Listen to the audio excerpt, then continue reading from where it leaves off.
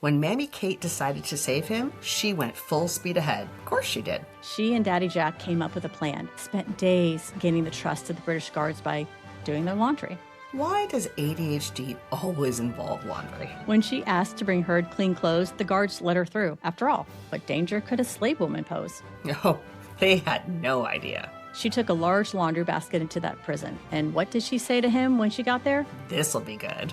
She said to Herd, "I've come to set you free. I'm going to sneak you out of here as sure as porcupines prick beavers."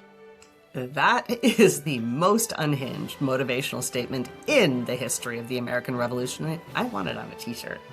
He got in the basket, she placed it on her head, and they walked out.